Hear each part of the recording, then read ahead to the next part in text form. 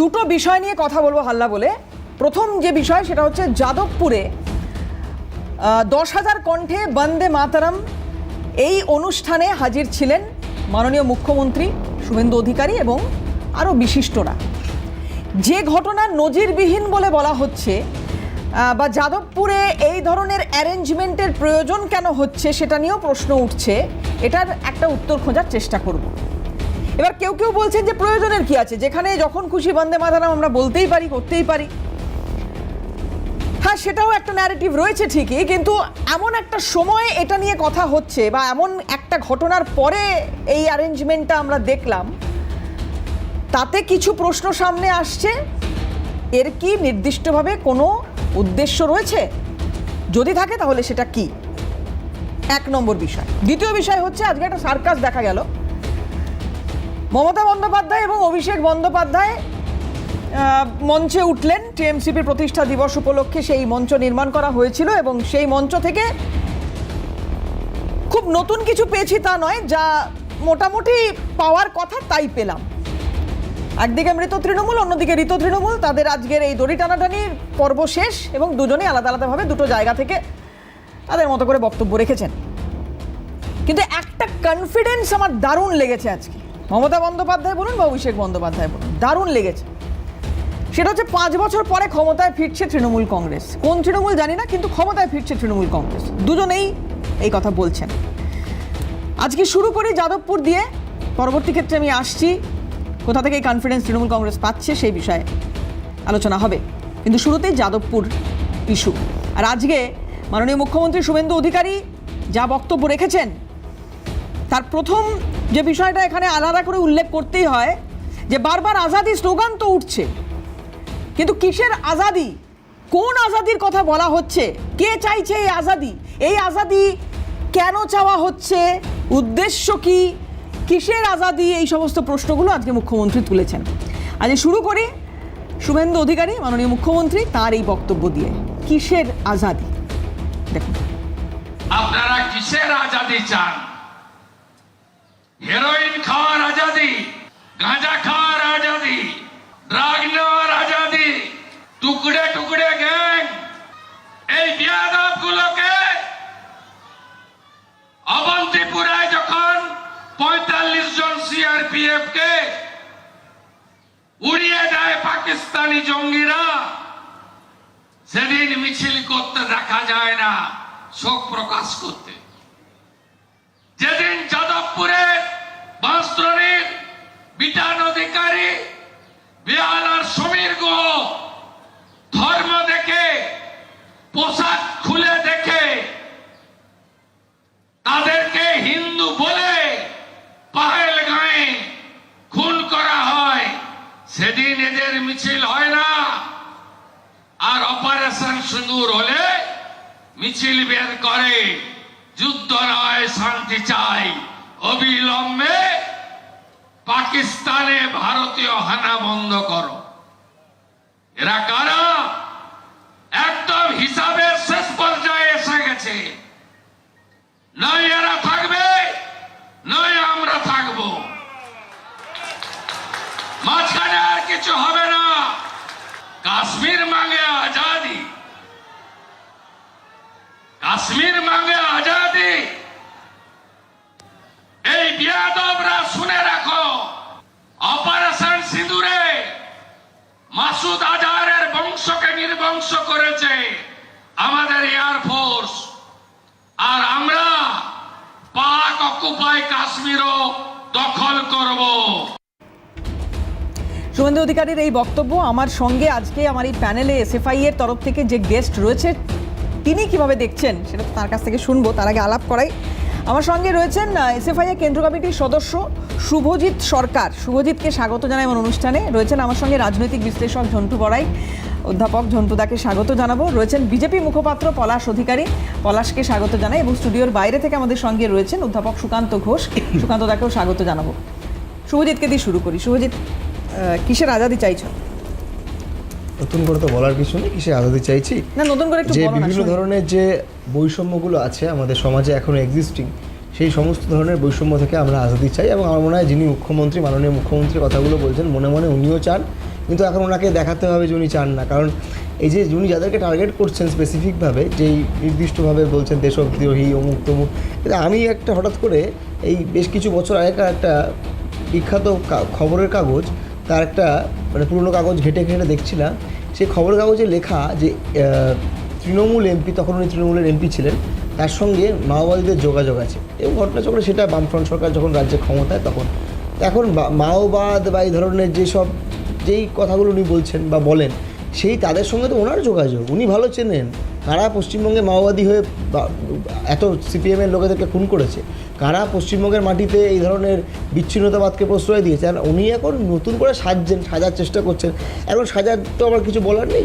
আমার যেটা খুব স্পষ্ট কথা, উনি অপারেশন সিন্দুরের কথা বললেন, খুব গুরুত্বপূর্ণ। অপারেশন সিন্দুর মানে সেই সময় দাঁড়িয়ে আমরা সবাই, গোটা দেশ যখন নাকি পাকিস্তানের সন্ত্রাসবাদী গোষ্ঠী ভারতবর্ষের মানুষকে মানে বেছে বেছে মারে, আমরা তখন বলেছিলাম, প্রথম বোধহয় আমরা রাজনৈতিক দল, মানে আমরা যে রাজনৈতিক দলের সঙ্গে অ্যাসোসিয়েটেড বলে আমরা মনে করি, সেই দল প্রথম বলা হয় যে এদেরকে একদম বেছে বেছে পাকিস্তানের টেররিস্টদেরকে মারা হোক এবং আমরা ভারতবর্ষের সরকারের পাশে আছি।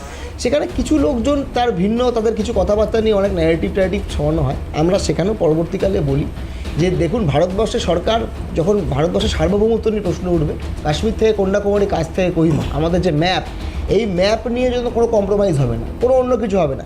আমি আজকে তোমার চ্যানেলে বসে বলতে পারি এই যে চীন অরুণাচলে ঢুকে আসছে, একটা খুব গুরুত্বপূর্ণ প্রসঙ্গ। আমি আসছি, একটু এটা এন্ড করে তোমার বলতে সুবিধা হবে। আসছি আমি কেন বলছি তোমাকে, আজাদি তোমাদের কিসের জন্য, কিসের আজাদি প্রয়োজন, আজাদিকে অমৃতসর এটা নিয়ে অনেকবার কথা হয়েছে, ডেফিনেটলি আমি মানছি যে এটা নিয়ে কথা না, আজাদিকে অমৃতসর কি জিনিস বলতে পারো? না, কিন্তু আমি দেখো, কিন্তু কথা হচ্ছে আজকের দিনে দাঁড়িয়েও আমি এই প্রশ্ন তোমাকে করছি, কারণ আমি উত্তর পাইনি। তোমরা বোঝানোর চেষ্টা করেছো কিসের আজাদি। আমি বোঝানোর কেউ না, সাধারণভাবে লোকে বুঝতে পারছে। তাহলে কিষেনজির নামে কেন পোস্টার পড়ছে? হ্যাঁ, কিষেনজির নামে কেন পোস্টার? কাকে ভালো করেছে না? আমার থেকে ভালো তো শুভেন্দু অধিকারী ছিলেন। কেন পড়ছে? না, আমি তো বললাম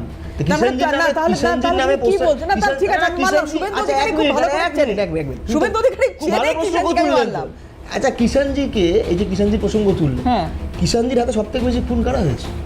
কিষাণজির হাতে সব থেকে বেশি খুন হয়েছে আমাদের রাজ্যে বামপন্থী আন্দোলনের কর্মীরা। আমি যদি ভুল বলি তো নিশ্চয়ই ঠিক, একদম। কিষাণজির হাতে সব থেকে বেশি খুন হয়েছে আমাদের রাজ্যে যারা তথাকথিতভাবে তোমাদের কথা অনুযায়ী সংসদীয় বামপন্থী রাজনীতির ধারা বিশ্বাস করেন, আমাদের লোকেরা। হয়েছে সব থেকে বেশি। আমাদের এসএফআই এরও শহীদ আছে, দীপান্বিতা জানা, নন্দীগ্রামে তুমি নিশ্চিতভাবে জানবে মাওবাদীর হাতে খুন হয়েছে। তো এই কিষাণজির নামে যখন পোস্টার পড়েছে, কিষাণজির বিরুদ্ধে ব্যবস্থা নেয়নি কেন সরকার? কিষাণজির সঙ্গে তো আমাদের প্রেম না। এই কিষাণজি তো মমতা বন্দ্যোপাধ্যায়কে মুখ্যমন্ত্রী দেখতে চেয়েছিলেন, এই কিষাণজি তো শুভেন্দু অধিকারীকে মন্ত্রী দেখতে চেয়েছিলেন। এই কিষাণজির সঙ্গে কি পোস্টার পড়েছেন আপনি, আমি কি বলতে পারি? এটা তো ওনার ব্যাপার, ওনার সঙ্গে প্রেমের সম্পর্ক। এবার তুমি যে কথাগুলো বললে তোমাদের বিরুদ্ধে দাগিয়ে দেওয়া হচ্ছে, ওটাই তো। তাহলে যেগুলো দাগিয়ে দেওয়া হচ্ছে সেগুলো তাহলে সঠিক নয়, সঠিক নয়। এবার তোমার লাইনে আমি আসছি, আরেকটা রিঅ্যাকশন শোনাই, তোমার বলতে সুবিধা হবে। মাননীয় মুখ্যমন্ত্রী শুভেন্দু অধিকারী আরো একটা অভিযোগ করছেন, কিষাণজি প্রসঙ্গে কথা হচ্ছে, কি বলেছেন উনি দেখুন। जेएनयू दिल्ली, हैदराबाद, उस्मानिया, सबको आप लोग सुधार दिया है विद्यार्थी परिषद। अभी तो जादवपुर बाकी है, ये भी हो जाएगा। राष्ट्रवादी जागरण हो गया है, ये रुकने वाला कोई नहीं है, ये आंधी है। तो साहस 8 হোস্টেলের দেওয়ালে red salute Kishanji. Who's Kishanji, যিনি ভারতবর্ষের সংবিধানকে জ্বালান, ভোটের সময় ভোট বয়কট করতে বলতেন, যিনি গোমতী থেকে গোদাবরী আলাদা রাষ্ট্র তৈরি করার কথা বলতেন, সেই কিষাণজিকে রেড স্যালুট দেবেন আর আমরা সরকারে থাকবো? ফ্রি প্যালেস্টাইন, ওই জায়গায় আগে লিখুন ফ্রি পাক অকুপাই কাশ্মীর, ওই জায়গায় লিখুন পিওকে কে ফেরত দিতে হবে, পিওকে আমাদের।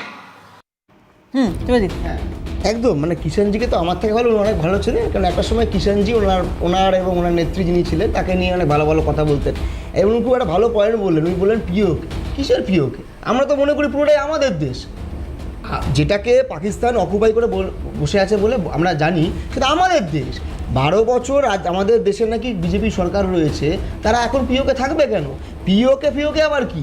ভারতবর্ষের ম্যাপকে দেখাচ্ছে যারা, কাশ্মীর থেকে ওই পার্ট বাদ দিয়ে ইন্ডিয়ার ম্যাপ দেখাচ্ছে, শো করছে, এমনকি কদিন আগে তো নেপাল অব্দি দেখিয়ে দিয়েছে, উত্তরাখণ্ডের একটা অংশকে দেখিয়ে, মানে বাদ দিয়ে। তাহলে এগুলো কি করে চলতে পারে? এগুলো চলছে বিজেপির আমল, আর এখানে উনি ডায়লগবাজি করছেন। ঠিকই উনি বললেন না যে কিষাণজির কথা, একদম লং লিভ কিষাণজি থাকবেন কেন? তাহলে আপনি তো সেই কিষাণজির সঙ্গে এখানে পশ্চিমবঙ্গে কিষাণজিকে ডেকে এনেছিলেন কি?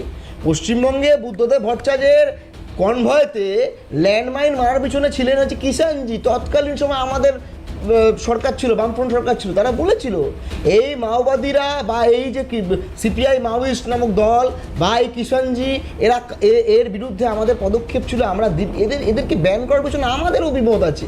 তৎকালীন সময় দাঁড়িয়ে শুভেন্দু অধিকারী, হেসে লাভ নেই, শুভেন্দু অধিকারী তৎকালীন সময় কিষাণজির হাতে হাত ধরে জঙ্গলমহল থেকে সিপিএম হাঁটাও, পশ্চিমবঙ্গ থেকে গণতান্ত্রিক কায়দা হাঁটাও, এই পক্ষে সওয়াল করেছিলেন। সেই সময় আমার মনে হয়নি কিষাণজি, এক মিনিট, কিষাণজি সেই সময় দাঁড়িয়ে বলতেন ভারতীয় রাষ্ট্রের কথা। আরে আপনি কিষাণজিকে এনেছেন শুভেন্দু অধিকারী, ভারত আরে পশ্চিমবঙ্গে কিষাণজিকে এনেছে শুভেন্দু অধিকারী। যদি এটা হয়, যদি রেড স্যালুট কিষাণজির নাম লিখে রেড স্যালুট কটা লোক করেছে বিজেপি মাওবাদীদের হাতে?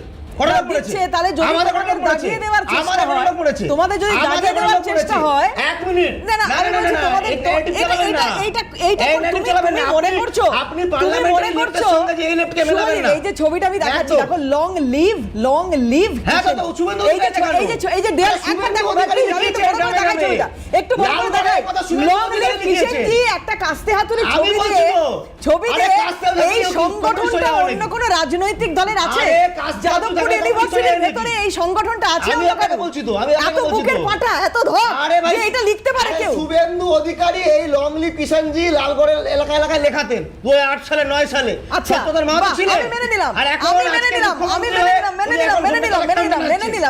ভাই। তাহলে তুমি এটা বলছো যে যাদবপুর ইউনিভার্সিটিতে অন্য কোন রাজনৈতিক দলের মাথা তুলে দাঁড়ানোর একটা জায়গা তৈরি হয়েছে, তার মানে পেছোচ্ছে বামেরা। পলাশ না দেখুন, ভালো করে যদি লক্ষ্য করে দেখেন যে পোলিও ভ্যাকসিন, বসন্ত রোগের টিকা আবিষ্কারের ফলে যেমন এই সমস্ত রোগ পৃথিবী থেকে বিদায় নিয়েছে, তেমনি সারা পৃথিবী জুড়ে জাতীয়তাবাদের উন্মেষের ফলে এই বামপন্থা নামক দেশদ্রোহী এবং অন্তর্ঘাতের শক্তি পৃথিবী থেকে বিদায় নিয়েছে। আজকে দেখবেন কতটা হিপোক্রেটিক এরা। আপনাদের সময় বলিনি, শুনে নিন, শোনার ধৈর্য রাখুন। দেখবেন এদের ইউনিভার্সিটি থেকে স্লোগান উঠতো যে আফজাল হাম শর্মিন্দা হে তেরে কাতিল জিন্দা হে। কোন আফজাল? যারা কিনা ভারতবাসীদের খুন করা রক্ত যাদের হাতে লেগেছিল। দিনের পর দিন 1964 সালে সিপিআইএম কেন বিভক্ত হয়েছিল যদি আপনি সেই ইতিহাস পড়েন, তার কারণও দেখবেন সেখানে সেই দেশদ্রোহিতার আর মন্তব্য করা। এক শ্রেণী সিপিএম বলেছিল যে তারা দেশের পক্ষে, ভারতীয়দের পক্ষে, আর 1962 সালে যে যুদ্ধ হয়ে গেছিল সেই যুদ্ধে এক শ্রেণী বলেছিল তারা চীনের পক্ষে। সেই নিয়ে কিন্তু সিপিআই আর সিপিআইএম বিভক্ত হয়েছিল। সুতরাং এরা যতই গা ঝেড়ে পেলুক, আজকে সেই অনেক দূরের প্যালেস্টাইনের জন্য এদের মরাকান্না শেষ নেই, কিন্তু এদেরই পার্টির কর্মী চন্দন দাস আর হরগোবিন্দ দাস, তারা হত্যা হলো, হত্যার আগে সে জ্যান্ত অবস্থায় বসেছিল, সেই চিত্র সারা টেলিভিশনে দেখানো হলো, কি নৃশংস, তার জন্য এদের চোখ থেকে এক বিন্দু জল পড়লো না। এরা যে সেকুলারিজমের কথা বলে, সেই secularism is equal to anti nationalism, সেই secularism is equal to anti Hinduism, সেই secularism is equal to Islamism. কেন বলছি? ইসলাম যা পছন্দ করে কমিউনিস্ট তাই পছন্দ করে, ইসলাম যা পছন্দ করে না কমিউনিস্ট পছন্দ করে না। এটাই হচ্ছে সমস্যা। আজকে দেখুন, দেশ বিরোধিতার সাথে বামপন্থীরা একেবারেই জুড়ে গেছে। আমাদের কাজ হচ্ছে বন্দে মাতারা মানে মায়ের বন্দনা করি, মায়ের বন্দনা করি। যে পশ্চিমবঙ্গ, যে বাংলা সারা দেশকে শুনে নাও যাকে মা বলে তার গায়ে কি পা দাও? শুনে নাও কথা, শোনো না তোমার না ধারা দেশকে আমরা পা দাওনি, আমরা ধরিত্রী পা দাও, আমরা ধরিত্রী পা দাও, আমরা ধরিত্রী মার গায়ে কি পা দাও উত্তর দিতে পারছো? এত চিৎকার তো বামপন্থা জানবে না, অ্যান্টি ন্যাশনাল বলে দেবে, বামপন্থা একদম কথা বলতে এত চিৎকার বলে যাবে না, কমিউনিজম কথা অ্যান্টি ন্যাশনাল বলে যাবে না, কথা অ্যান্টি ন্যাশনাল বলে যাবে। একদম প্রমাণ করুন এইটা তুলামের বাচ্চা ন্যাশনালিস্ট তুলাম করছে, আপনারা প্রমাণ করুন, আপনাদের রক্ত জাতির কুলি দেশপ্রেম আছে, প্রমাণ করুন দেশপ্রেম কুলি না। আর আপনি বললেন না, আপনি বললেন প্লিজ একে তার জন্য এই দেশপ্রেমের বাচ্চারা মৌলবাদী আমি পলাশ শুভজিৎ প্লিজ একে আমরা প্লিজ দেখো, আমি যেহেতু অনুষ্ঠানটা এই মুহূর্তে তো বাংলার মানুষ দেখছে, একটু প্লিজ একটু সবার কথা কথাগুলো না শুনতে পেলে তো হবে না ভাই, প্লিজ কথাগুলো তো শুনতে হবে, বাংলার মানুষকে শুনতে হবে। চিৎকার করে এড়িয়ে পালিয়ে যাচ্ছে, দেখুন পালিয়ে আচ্ছা, যাচ্ছে। তোমার অভিযোগ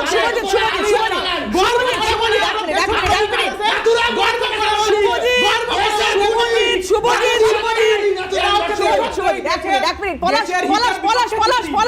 এক মিনিট শুভজিৎ, আমি শুনলাম নাথুরাম গডসে গান্ধীর খুনি, আমি শুনলাম। এবার এটাকে যদি পলাশ এটা নিয়ে কিছু বলতে, একটু তো সুযোগ দাও প্লিজ, আমি একটু শুনি, একটু শুনি। এরকম ভাবে শোনা যাচ্ছে না ভাই, শোনা যাচ্ছে না, আমাদের সময় একটা নির্ধারিত সময় অনুষ্ঠান, আমার গেস্ট আরো আছে, প্লিজ। কেন হয়েছিল? এড়িয়ে যাচ্ছে,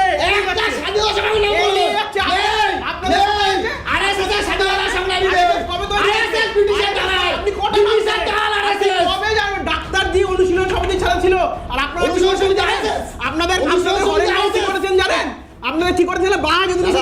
করেছেন আপনারা মুসলিমরা দিয়ে দিয়ে আপনারা মুসলিমদের সাপোর্ট করেছেন। এরা পাকিস্তানের দাবি মানতে হবে, তবেই ভারত স্বাধীন হবে। পাকিস্তানের দাবি মানতে হবে, তবেই ভারত স্বাধীন হবে। এটা কি আরএসএস বলেছিল? বলেন তো। একটু গঠনমূলক আলোচনা করি, একে অপরকে দোষ না দিয়ে, প্লিজ প্লিজ প্লিজ একটু গঠনমূলক আলোচনা করি, একে অপরকে দোষ দিয়ে তো লাভ নেই। আচ্ছা, একটা ব্রেক নেব প্লিজ, আমি আসছি, একটা বিরতি নিয়ে আসছি ভাই, আসবো। একটু ইন্ডিভিজুয়াল সবার কথা শুনবো, গঠনমূলক আলোচনা শুনি, কারণ এইভাবে কথা বললে কারোর কথা বোঝা যাচ্ছে না। একটা ব্রেক নেব। বিগত দিনে তারা কিন্তু একটা কথা বলছেন যে পুজোর আগে যখন প্রথম বর্ষের ছাত্র ভর্তিটা কমপ্লিট হয় মোটামুটি, তখন দাদারা দাদাগিরি ফলানোর জন্য বা দেখানোর জন্য এরকম একটা গন্ডগোল করে। যাদবপুর ইউনিভার্সিটিতে গন্ডগোল মানেই সেটা পুজোর আগে। দেখো দেবারতী, আমি দেখেছি যে মুখ্যমন্ত্রী যে বক্তব্য রেখেছেন, এই বক্তব্য বিজেপির অনেক নেতা নেত্রীরা আগেও রেখেছেন, নতুন কিছু নয়। আর বিষয়টা হলো বামপন্থী বা অতি বাম, এই নিয়ে মমতা বন্দ্যোপাধ্যায়ও মাঝে মাঝে প্রচুর বলেছেন। এবার অতি বাম কারা, বাম কারা, সেই নিয়ে অনেক প্রশ্ন থাকে। এটা শুভজিৎ রয়েছে, আরো অন্যান্যরা রয়েছে, বলবেন। আমার প্রশ্ন হচ্ছে, এই বারবার ছাত্রছাত্রীদের যে জায়গাটি প্রথম বর্ষে, তাদের এই ভর্তির সময় যে কোনো বিশ্ববিদ্যালয়, যে কোনো কলেজে এই যে একটা ন্যারেটিভ তৈরি করার চেষ্টা প্রত্যেকটা দলই করবে, কারণ দলগুলোর কাজ তো তাই। ছাত্র সংগঠন তো এমনি বসে বসে থাকবে না। এতদিন যেটা তৃণমূল কংগ্রেস আমরা দেখেছিলাম, কোনো ধরনের নির্বাচন করেনি, সংগঠিত হয়নি। এই জন্য কলেজ এবং বিশ্ববিদ্যালয়গুলোতে নিজের মতো করে ছাত্র সংগঠনগুলো, কোনো ছাত্র সংগঠন না, বেনামি নাম তো ছিল, বাট কোনো কাজ সেভাবে করেনি। অন্যান্য ছাত্র সংগঠনও কাজ করতে পারেনি। সুতরাং সেই যে পরিবেশটা, সেই পরিবেশটা রক্ষা করবার দায়িত্ব কিন্তু সরকারেরও যেমন বর্তায়, অন্যান্য বিরোধীরও বর্তায়। যে একটা জিনিস খুব সত্যি ঘটনা, যেটা কিন্তু বামপন্থীরা যখন ছিল, যতদিন আমরাও পড়াশোনা করেছি, তখন কিন্তু অন্যান্য ছাত্র সংগঠনগুলো কাজ করতে পেরেছিল। তারা কিন্তু গঠনগুলো বিরোধিতাও করতে পেরেছিল, নির্বাচনও হয়েছিল। তাতে সেই নির্বাচনে এবিভিপিকে খুব কম জায়গায়, এবং দেখাই যায়নি, কারণ সেই সময় এবিভিপি সেই জায়গাটা ছিল না।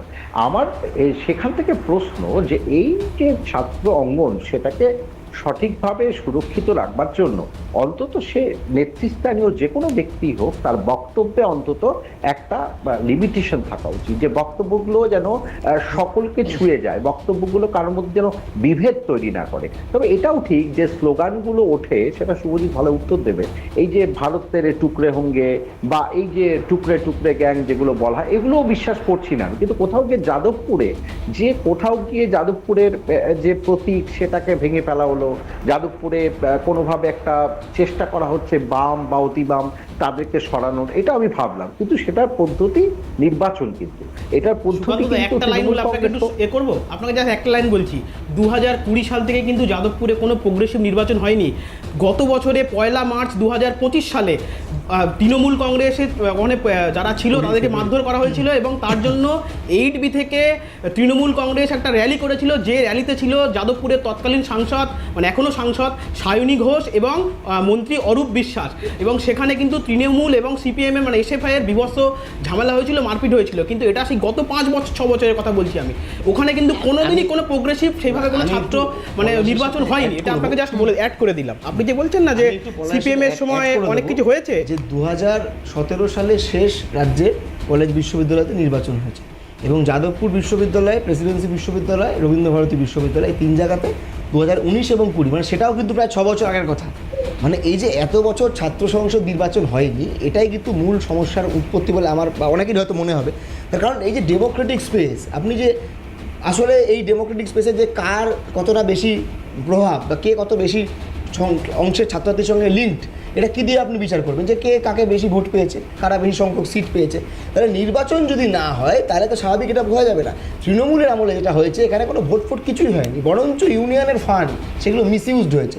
যেই ইউনিয়নের ফান্ড তখন পাওয়ার কথা নয়, কারণ একটা ইলেক্টেড ইউনিয়ন নেই, তা সত্ত্বেও ইউনিয়ন রুম খোলা থেকেছে।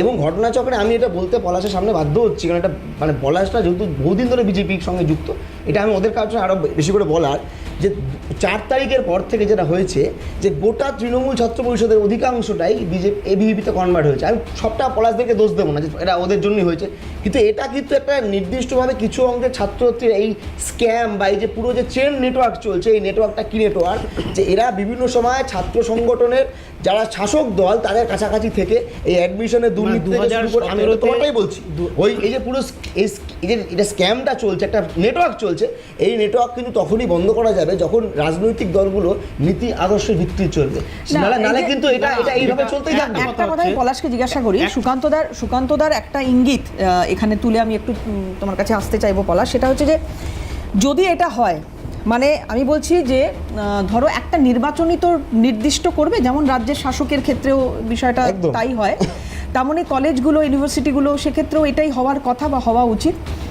তো ছাত্র ভোট না হওয়া নিয়ে যে জটিলতাটা দীর্ঘদিন ধরে চলেছে, বিজেপি সরকার কি ভাবছে এটা নিয়ে? না দেখুন, প্রথমত কথা হচ্ছে 2017 সালের যেটা শুভজিৎদা বললেন শেষ নির্বাচন হয়েছিল, এবং যাদবপুরের কথা যদি দেখেন সেখানে 20 সেখানে কিন্তু সব কটাতেই প্রায় ম্যাক্সিমাম জায়গাতেই SFI জিতেছিল, নো ডাউট। আমার SFI দু জায়গায় অন্য আর্টস ফ্যাকাল্টি এবং এতে ছিল যে কথাটা বলা হচ্ছে, কলেজ নির্বাচনগুলো যদি আপনি যাদবপুর প্রেসিডেন্সির কথা ছেড়ে দেন, তৃণমূল আসার পরে কিন্তু যারা SFI করতো অন্যান্য যে কলেজগুলোতে, সুরেন্দ্রনাথ বঙ্গবাসীতে, সেগুলোতে কিন্তু যারা SFI করতো তারাই রাতারাতি TMCP হয়ে গিয়ে করেছিল, এবং সেখানে যা আগে হতো এখনও তাই হলো। আমাদের কথা হচ্ছে যে দেখুন, আমরা বিজেপির কোনো ছাত্র সংগঠন নেই, ABVP আমাদের নয়, কিন্তু তা সত্ত্বেও আমাদের সরকারের দায়বদ্ধতা হচ্ছে প্রত্যেকটা কলেজে যেন সুষ্ঠু নির্বাচন হয়, এবং নির্বাচনে যেমন একটা সরকার পক্ষ থাকে, মানে যারা জিতবে তারা থাকে, বিরোধীরাও যেন সেখানে সমানভাবে রাজনীতি মতাদর্শ দিতে পারে, সেটাই তো একটা গণতন্ত্রের নিয়ম, এবং সেই নিয়মই আমরা করি। এবং গতদিনে যাদবপুরে ঘটনা হয়েছিল, বারংবার দেখানো হচ্ছে যে যাদবপুরে তাণ্ডব হয়েছে বা কী হয়েছে, কিন্তু তার আগের যে ঘটনা, ওখানে কিছু ছেলে যারা কিন্তু ওই হাফ নেশা করে গাঁজার ধোঁয়া মাথায় টেনে, যারা কিন্তু তখনকার মানে যারা ABVPর কথা বললো বা পতাকা লাগাতে গেলো তাদেরকে মারধর করলো, KPC-তে ভর্তি করালো, তার পোস্ট যে ঘটনাটা ঘটলো সেই ঘটনাটা সমস্ত মিডিয়াতে দেখানো হলো, কিন্তু এই ঘটনাটা একেবারে দেখানো হয়নি। এই যে কথাটা এক্ষুনি বলছে না, আমি শুভেন্দু অধিকারী মাননীয় মুখ্যমন্ত্রীও বলেছেন, এটা পলাশও বলছে, এখানে কিসের আজাদি, গাঁজার আজাদি ইত্যাদি বলছেন। তো এটা দেখো, যে সোশ্যাল মিডিয়াগুলো খুললে, যখন এই যাদবপুর ইনসিডেন্টটা হচ্ছে আরও, তখন সোশ্যাল মিডিয়া খুললে অনেকে আবার এইরকম কিছু মন্তব্য করছেন যে ছেলে ছোকরারা বড় হচ্ছে, কলেজে যাচ্ছে, তারা একটু গাঁজা বা আরও অন্যান্য কিছুর নাম করে বলছেন যেগুলো তারা সেবন করবে না। এই মেন্টালিটিটাও থাকছে বা এই মেন্টালিটি তৈরি হচ্ছে।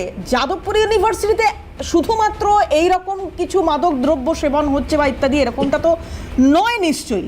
ইউনিভার্সিটি এত স্কুল কলেজ, সেখানেও এই ধরনের ঘটনা ঘটে। যাদবপুর কেন ফোকাসড, গাঁজা ইকুয়াল টু যাদবপুর ইউনিভার্সিটি, কেন এটা বারবার বলা হচ্ছে? আমি একটা ব্রেক নেব, খুব দ্রুত বিরতির পরে আবারও ফিরবো এবং ঝন্টুদার কাছে আসার চেষ্টা করব কি জায়গায় বা কোন জায়গায় ঠিক দাঁড়িয়ে রয়েছে বিষয়টা। খুব দ্রুত একটা বিরতির পর ফিরছি, সঙ্গে থাকুন।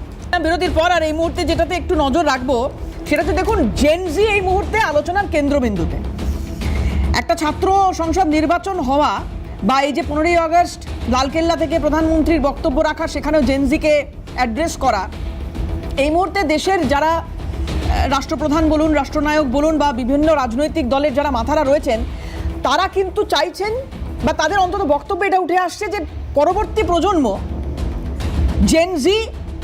জেন হয়তো পরবর্তী ক্ষেত্রে আলফা বা বিটা, তাদেরকেও অ্যাড্রেস করা হবে আগামী দিনে। তার মানে এই মুহূর্তে ছাত্র, যৌবন, এদের ওপরে ভরসা করতে চাইছেন কি রাজনীতিকরা? যদি সেটা হয় তাহলে যাদবপুর ইউনিভার্সিটির মতো এই ইউনিভার্সিটি বলুন বা কলেজগুলো বলুন পশ্চিমবাংলার, সেখানে নির্বাচন হওয়াটা দরকার। মানুষ কার উপর ভরসা রাখছে, কারা এগিয়ে নিয়ে যাচ্ছে আগামী দিনে এই রাজ্যটাকে বা দেশটাকে, সেটার জন্য নির্বাচন ভীষণভাবে দরকার। আমি ঝন্টুদার কাছে আসি। ঝন্টুদা, আমরা এই আশা রাখতে পারি সরকারের কাছে খুব দ্রুত একটা নির্বাচন অ্যানাউন্স হবে? তুমি এমন একটা দিনে অনুষ্ঠান করছো, এবং আমি লোভ সম্বরণ করতে না পেরে অনুষ্ঠানটায় এসেছি এই কারণে যে আজ 28শে অগস্ট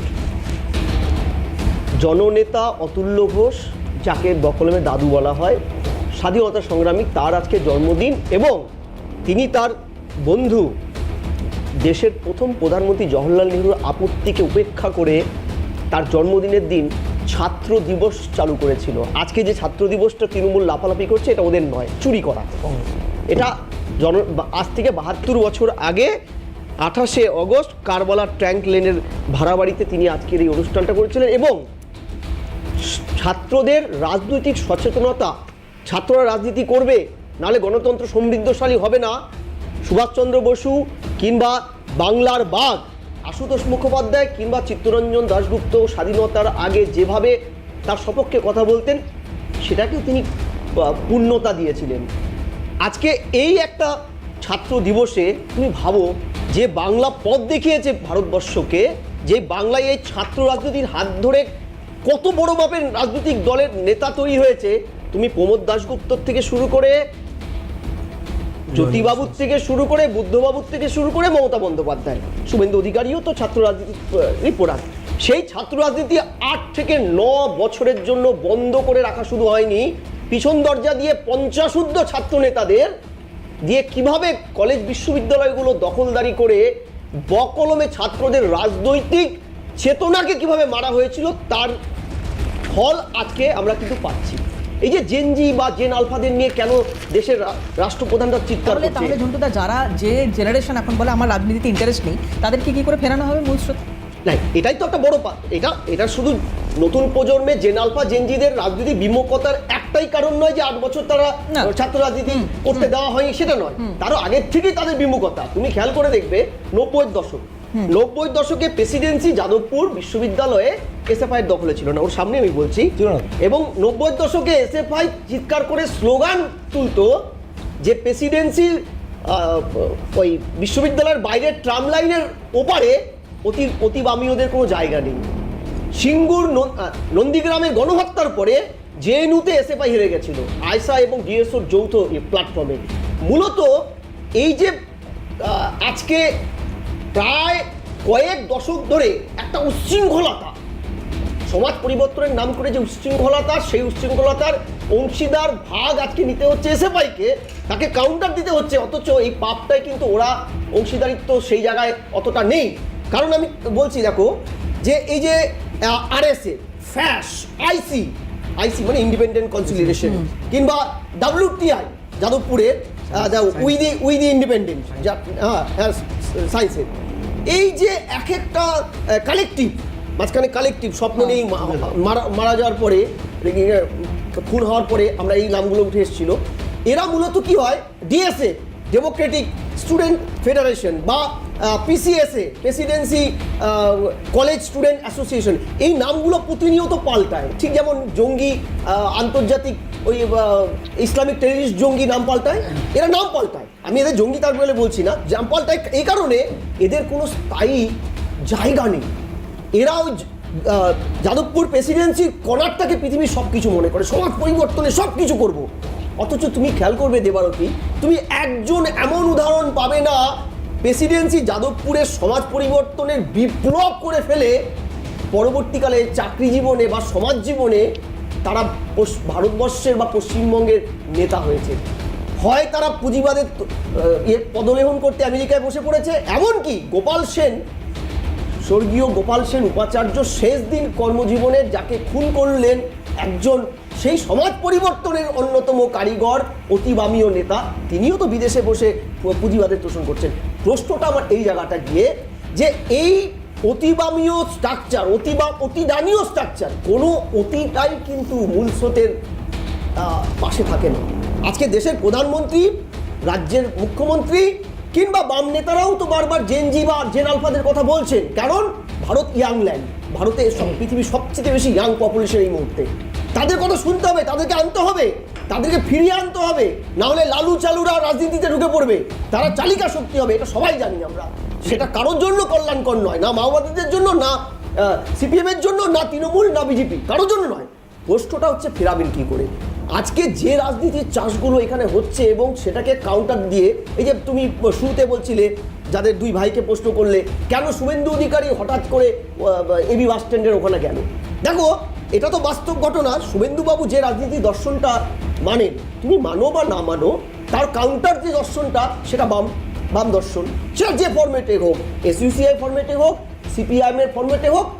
অর্থাৎ শুভেন্দুবাবুও জানেন তার দর্শনটা ততদিন পর্যন্ত টিকে থাকবে যদি কাউন্টার দর্শনটার জায়গায় তিনি স্পেস টানতে পারেন। অর্থাৎ যাদবপুরকে কেন্দ্র করে কয়েক দশক ধরে যে বামীয় রাজনীতির গোলয়টা তৈরি হয়েছে, সেটা অতি বামীয় বা এসএফআইয়ের আন্দোলন, সেটার কিন্তু এই মুহূর্তে অভিমুখটা বিজেপি, বা উল্টো দিকে বললে বিজেপির অভিমুখটাও কিন্তু এটা, সেটা হতে পারে। আপনি প্রথম যেটা এটা মতাদর্শী না, হ্যাঁ, কিন্তু এই জন্য দেখবে যাদবপুরে টিএমসিপির সাথে কোনো লড়াই ছিল না। বিজেপি এতদিন তো রাজ্যে বিজেপি ছিল না, সেই সময় তো বাম, এটা মানে বাম ঘাঁটি, লেনিনগড় বলা হতো। এবং তার সেই সময়ও তুমি মনে রাখবে, সেই সময় মন্ত্রী ছিল বাবুল সুপ্রিয়। বাবুল সুপ্রিয় ছুটে গিয়েছিল, হ্যাঁ একদম মুভ করতে, হ্যাঁ। তখন কিন্তু তারা ক্ষমতায় নেই। অর্থাৎ লড়াইটা মতাদর্শের জায়গায়। জন্টুদা একটা কথা বলুন, আমি আমার ঠিক সালটা এই মুহূর্তে মনে পড়ছে না, যতদূর সম্ভব 1991 আজাদি স্লোগান প্রথম উঠেছিল যাদবপুর ইউনিভার্সিটিতে, সেটা বাম আমল, কি দরকার ছিল ওই সময়? এরা কারা, যারা আমার বক্তব্য হচ্ছে এরা কারা যারা আজাদি স্লোগান চেয়েছিল, কিসের থেকে আজাদি তারা চেয়েছিল? ওটা সিপিএম এর রাজনীতির দর্শনই নয়, ওটা সম্পূর্ণ ভয়ানক অতিবামীয় এমন একটা ধ্বংসাত্মক মুখ। আজকে বললাম না, তাহলে সেটা দমন করা হয়নি কেন সেই সময়? শুভজিতের পাপটা বইতে হচ্ছে, তাহলে ওটা দমন করা হয়নি না, সেই সময় তো সরকার কেন করা হয়নি? ওই সময় শুভজিতের মনে আছে কিনা 2007 সাল হঠাৎ করে সিপিএম এর স্থানীয় নেতারা একটি ভাড়া বাড়িতে গিয়ে 5টি মেয়ে, দরজা ভেঙে 5টি মেয়েকে তারা ভাড়া নিয়ে ওখানটা থাকতে এসেছে, যাদবপুর বিশ্ববিদ্যালয়ের ছাত্র, মাওবাদী বলে পুলিশের হাতে তুলে দিয়েছিল। আমরা লেখালেখি করেছিলাম, পরবর্তী জানা গেল মেয়ে দুটোর মাওবাদী সঙ্গই ছিল না, অতিবামীয় কোনো গণসংগঠনের সাথে যুক্ত ছিল। সিপিএম কাউন্টার চেষ্টা করেছে দেওয়ার, কিন্তু সিপিএম এর একটা বড় ব্যারিকেড ছিল যে তারা তো মাওবাদী চর্চাটা করছে, সেটা হয়তো অতিবামীয় স্ট্রাকচারে করছে না, ওরা নামটা দিয়েছে ওরা অতিবাম, আমরা বাম। ফলে এই জায়গায় গিয়ে লড়াইটা কতটা কংক্রিট হবে? এই যে এই যে তুমি এই যে না পার্থক্য আছে, প্র্যাকটিসে প্রচুর পার্থক্য আছে। এই কারণে আমি বলছি, যারা বুদ্ধবাবুর কনভয়ে হামলাটা করেছিল তাদের মাওবাদীর প্র্যাকটিস, মানে কমিউনিজমের প্র্যাকটিসটা সিপিএম এর থেকে অনেক বেশি উগ্র। আমি বলছি সফট মাওবাদীর মেকানিজম, মানে হার্ড মাওবাদীর মেকানিজম, এই লড়াইটা সিপিএম এর সাথে কিন্তু তখন হতো। তাহলে এসএফআইটা কোন দিকে? হ্যাঁ, এসএফআই বরাবরই সব মাওবাদী কমিউনিজমের চর্চা করে, এটা ওর সামনে আমি বলছি, এবং ওরাই নামটা দিয়েছিল, ওরাই অতিবামীয়, অতিবামীয় নামটা কিন্তু সিপিএম এর দেওয়া। বিরোধী দুটো আমার যতদূর মনে হয় পলাশের কাছে আসি, আমি আসবো, আমি আরেকটা অ্যাড করি না, আমি বিজেপি বিরোধিতা করলে সে দেশ বিরোধী হয়ে যাবে। এবং একটু শেষ করুন প্লিজ, আমি আসছি, এক মিনিট, হ্যাঁ। ঠিক সিপিএম এর রাজত্বকালে কংগ্রেসের সাথে যত লড়াই হয়েছে তার চেয়ে দ্বিগুণ লড়াই হয়েছে এসইউসিআইয়ের সাথে ওদের। আমি যদি ভুল না বলে থাকি, ইংরেজি আনা পাশ পেল আনায় আমরা নিরন্তর, তুমিও সাংবাদিকতায় তখন ছিলে, একাধিক, তোমারও বোধহয় এরকম আছে যে মারপিট হচ্ছে ডিএসও ভার্সেস, এমনকি নর্থ বেঙ্গল ইউনিভার্সিটি আমরা স্টুডেন্ট, এসএফআই এর এগেনস্টে ফোরাম তৈরি হলো, তার মুখ্য চালিকা শক্তি ছিল আরেকটি বাম, যাকে সিপিএম বলতেন অতি বাম। অর্থাৎ লড়াইটা ছিল। আজকে যে ফরম্যাটে এসএফআই ঢুকেছে ওই জোটে, আমি বলছি সেই জোটে ঢুকে কিন্তু ওরা ওই সার্জিস আলমকে যারা দেশপ্রেমী বলে, সেটা ওরা না বললো, যারা বলছে তাদের পাপটা নিতে হচ্ছে নাকি। আমি একটা কথা শুনেছি সেই সময়, তখনও আমি সাংবাদিকতায় আসিনি, সেই সময় যেটা পড়তাম বা দেখতাম, সেটা হচ্ছে এই যে বাম আর অতিবামের তফাতের কথা তুমি বলছিলে না পলাশ, যেটুকু আমি শুনেছি, আমি জানি না ঠিক ভুল কি সেগুলো, সেটা হচ্ছে যে বন্দুকের নল হচ্ছে ক্ষমতার উৎস, এ কথা অতিবামরা বলে এসছে, আর বন্দুকের নলের ধারক ক্ষমতার উৎস এটা বামেরা বলে এসছে। এটা আমি জানি না, মানে এটা নিয়ে বিতর্ক হতে পারে আলাদা করে কোনোদিন, সেটা নিয়ে হবে। কিন্তু হ্যাঁ, তুমি খুব সংক্ষেপে তোমার কাছ থেকে পলাশ তুমি যেটা বলতে চাইছিলে একটু শুনে নি। না, ঝন্ডুদা একটু গুলিয়ে দিলেন ব্যাপারটা। উনি বললেন যে যাদবপুর নাকি অতিবামদের কবজাতে আছে, তাই যতগুলো দেশ বিরোধী কার্যকলাপ হচ্ছে সেগুলোর দায় অতিবামদের, মানে এরকম একটা কথা বলতে চাইলেন। কিন্তু আমরা দেখছি যে যাদবপুর এসএফআই আছে, উনি আবার বলছেন এসএফআই অতিবাম না, ওরা হচ্ছে বাম। দেখুন, অতিবাম বাম এরা সবাই হচ্ছে ওই দেশ বিরোধী। আজকে যদি ভালো করে দেখেন, আজকে আমি আপনাকে বলে দিচ্ছি, সুভাষ চক্রবর্তী তারাপীঠে পুজো দিতে গেছিলেন বলে প্রকাশ কারাত তাকে শোকজ করেছিল। তাহলে খণ্ডন করতে পারবে, খণ্ডন করতে পারবে, খণ্ডন করতে পারবে। ওইসব লজিক দিয়ে লাভ নেই। আমি তোমাকে বলছি, অভিযোগগুলো শুনে নি। এরা ধর্মবিরোধী, এরা হিন্দু বিরোধী। আজকে অতিবাম হিন্দু বিরোধী সবাই এরা প্রত্যেকেই হিন্দু বিরোধী, একদম হিন্দু বিরোধী বিজেপি। হিন্দু জানেও না যে হিটলারের সত্যিকারের কারা পড়ায়, কারা পড়ায় এটা জানেন না। হিন্দু হিটলারের সত্যিকার হিন্দু নামে সত্যি এক করে দিচ্ছে। ওমকে কারা পড়ায় সত্যিকার লোক নাকি? শুনে নি, আবার বুঝতে পারছি না, কিন্তু একে একে শুনি, একে একে শুনি। শুভজিৎ সময় দেবো ভাই, সময় দেবো, একটু শুনে নি। হ্যাঁ, পলাশ। যাদবপুর 8B-তে স্বস্তিক চিহ্ন পুড়িয়েছে অতিবাম, বাম জানি না, বামরা করেছে। আচ্ছা, স্বস্তিক চিহ্ন না, না একটু শুনে নি, অভিযোগগুলো শুনি প্লিজ।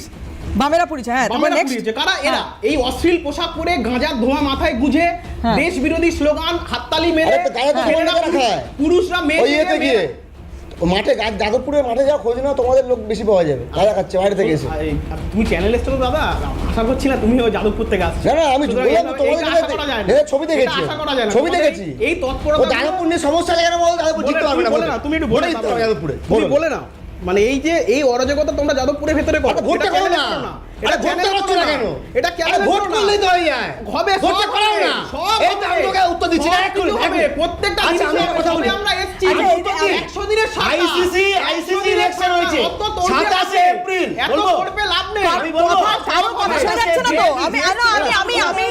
আমি একটু গঠনমূলক আলোচনাটা চাইছি প্লিজ, কারোর কথা শোনা যাচ্ছে না। একটা ব্রেক নিয়ে আমি আসছি, একটা ব্রেক নেব, খুব দ্রুত বিরতির পরে ফিরে আমি আলোচনাটা একটু এগিয়ে নিয়ে যাওয়ার চেষ্টা করবো। এবং ইন্ডিভিজুয়ালি ছাত্র যুবরা যদি আগামী সময়ে রাজ্য গড়ে, দেশ গড়ে, তাহলে ডেফিনেটলি যে কথা ঝন্টুদাও বলছিলেন এখানে, যে তাদেরকে এই মুহূর্তে মূল ধারায়, রাজনীতির মূল ধারায় তাদের ইন্টারেস্ট গ্রো করা, তাদের ফেরানো, এই দায়িত্বটা এই মুহূর্তে যারা প্রশাসনিক জায়গায় রয়েছেন তাদের নিতে হবে, বা রাজনৈতিক দলগুলোতে মাথায় যারা বসে রয়েছেন তাদেরকে নিতে হবে। মমতা বন্দ্যোপাধ্যায় আজকে টিএমসিপি প্রতিষ্ঠা দিবস পালন অনুষ্ঠান থেকে কনফিডেন্স, যে কথা আমি বলছিলাম শুরুতে, দেখাচ্ছেন, এবং সেই ছাত্র যুবর সামনে দাঁড়িয়ে বলছেন 5 বছর পর ক্ষমতায় ফিরবেন। কি বলেছেন দেখুন। বের করে দাও গাড়িগুলো, কিন্তু ছাত্র যৌবন যে কোনো ব্যাপারে প্রতিবাদ করে রাস্তায় আন্দোলন করতে হবে। করবেন কি করবেন না, লড়বেন কি লড়বেন না, দরকার হলে জেলে যাবেন, কিন্তু বিজেপিতে যাবেন না। তৃণমূল জেনে রাখুন খুব শীঘ্রই ক্ষমতায় ফিরবে, কিন্তু ছাত্র যৌবন। পলাশ কি বলবে? 5 বছর পরে ক্ষমতায় ফিরবেন বলছেন। না দেখুন, গণতন্ত্রে সবাই একটা লক্ষ্য থাকে, আশা থাকে, সেটা থাকতেই পারে, তাই নিয়ে আমাদের কোনো দ্বিমত নেই। কোনো মানে ছাত্র যুবরা সঙ্গে থাকবেন মমতা বন্দ্যোপাধ্যায়? হ্যাঁ, সেটা তো দেখাই যাচ্ছে। ওনার দলের কারা তারাই নেই। সেই হেমন্ত মুখোপাধ্যায় সেটা গান আছে না, তোমাদের কোনটা আসল কোনটা নকল, কোনটা শুধুই জবরদখল, তোমরা নিজেও জানো না।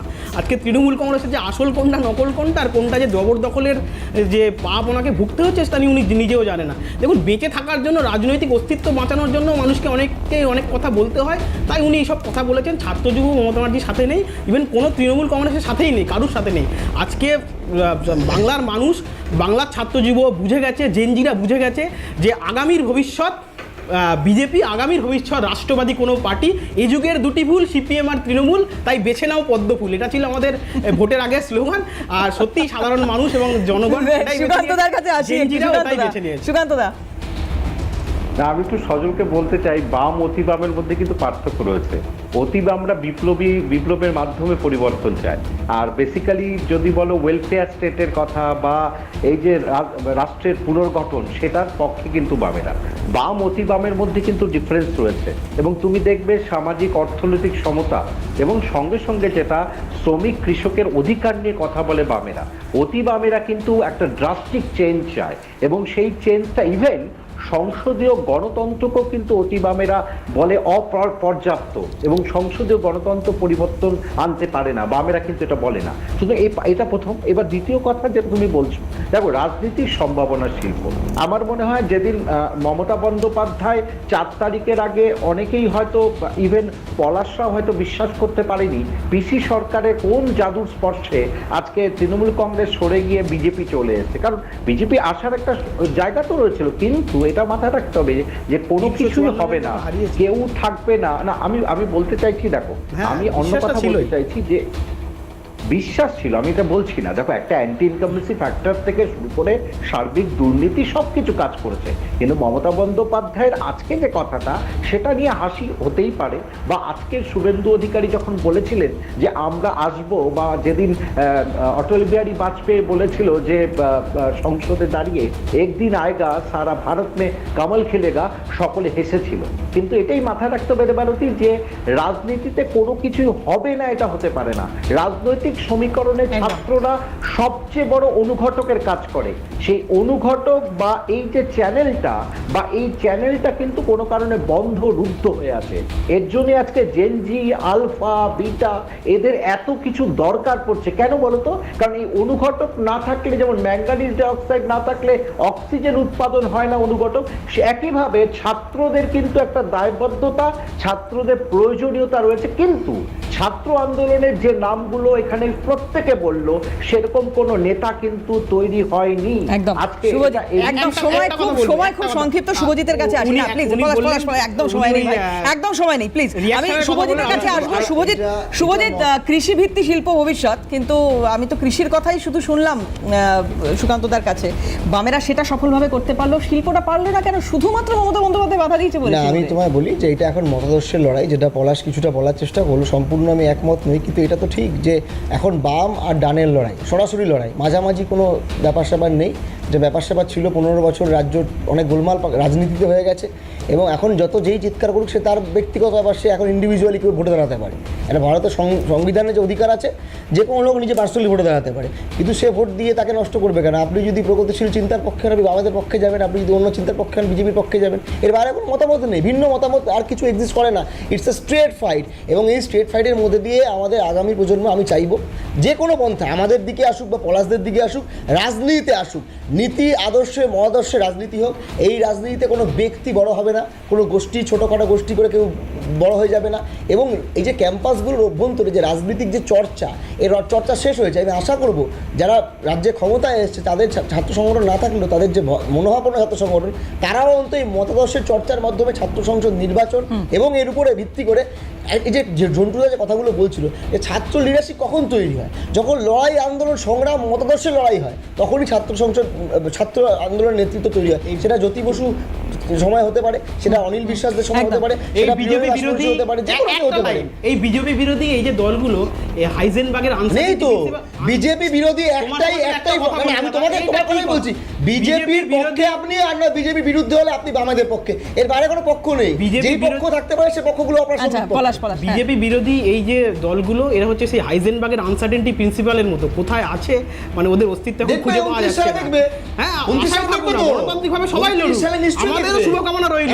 আপনারা এগিয়ে আসুন, আমরা না, শেষ করতে হবে আজকে, একদম সময় শেষ। প্লিজ জন্তুদা, ওয়ান লাইন আগামী প্রজন্মের জন্য।